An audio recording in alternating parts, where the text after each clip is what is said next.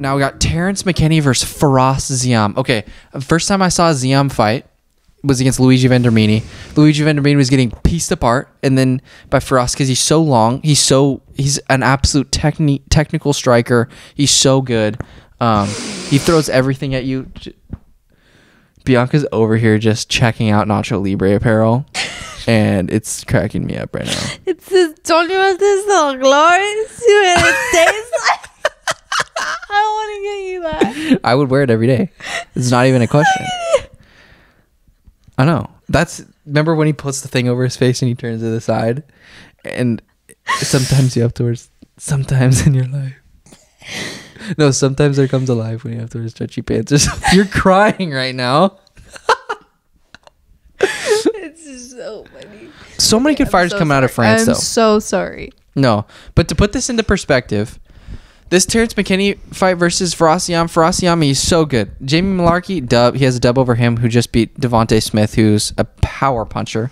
And then who else? He beat Luigi Vendramini, and like I was talking about, Luigi Vendramini was getting pieced up by Firas just because how technically he is. And then Luigi, the key of beating Firas is to put just kind of bum rush him, just bull rush him with volume, level changes.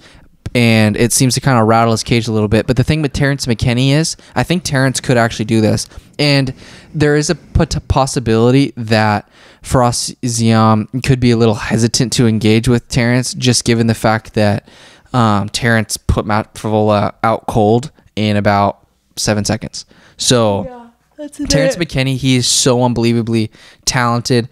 The first time that he fought in the UFC was against Matt Favola. I didn't know what to expect.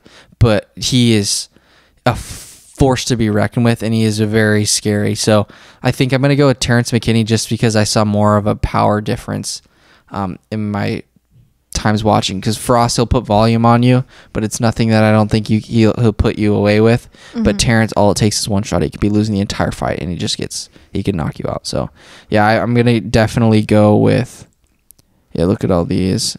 In his last few fights, he has a lot of decisions for Firas. So yeah, I'm going Terrance on that, even though he hasn't fought in the UFC much. But the main fights that I'm looking at, though, we already named it. So we got Terrance McKinney versus Firas Ziam. Can't miss that fight. And then Adrian Yanez versus Davey Grant. Adrian Yanez is the dude on this card that you cannot miss. He got touched up a little bit. You saw that in his Rene Costa fight. He took some big shots against Gustavo Lopez, but this man has just unbelievable heart, unbelievable will, unbelievable boxing. He's just so unbelievably well-rounded. And then Davey Grant, he's really good. He had a comeback victory against Jonathan Martinez, and then he just lost to Chito Vera. I think it was knockout, right? No, he lost a decision. It's a really good comeback victory. Yeah, he did have a comeback victory against Jonathan Martinez. He got knocked down in the first round, and they came back and knocked him out. Huh? I love comeback victories. Can't wait for the new Jurassic Park to come out. That's where she gets that from, is Chris Pratt every single time. It's a good comeback story. So gross. You have a dirty mind. You dirty-minded fool. But what? Yes. All right, let's wrap this up. Adrian Yanez with Davey Grant. I'm going with Adrian Yanez on this one, and then I'm going with Joanne Calderwood. Michael Chiesa versus Sean Brady. I'm going upset here. Sean Brady's going to get this dub. I don't actually know the odds, but I'm assuming Michael Chiesa is the favorite. He's the favorite, yeah. But Sean Brady, he absolutely dismantled Jake Matthews on the ground. Michael Chiesa just got subbed by Vicente Luque. I'm going Sean Brady on this one. I think that he's going to solidify himself as one of the top. I'm still going to go Michael Chiesa. Okay.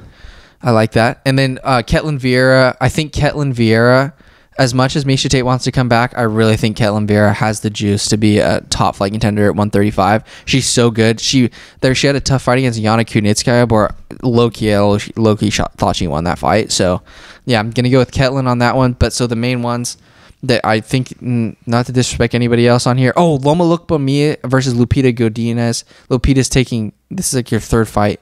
She's taken 3 fights in like the shortest amount of time ever. But Loma Lookboonmee is, you don't want to take a fight on short notice against Loma, dude. Her kicking, her just Muay Thai is just absolutely insanity. So this card is overall pretty good, but look out for Adrian Yanez versus Davey Grant, Terrance McKinney versus Firas Ziam, and then obviously the co-main event. Yeah. I think the main event's going to be good, but I really think Ketlin Vieira is going to put on a dominant performance. I don't know why, but I just really believe that she is going to put it on Misha Tate. But that kind of wraps that up. I like watching them.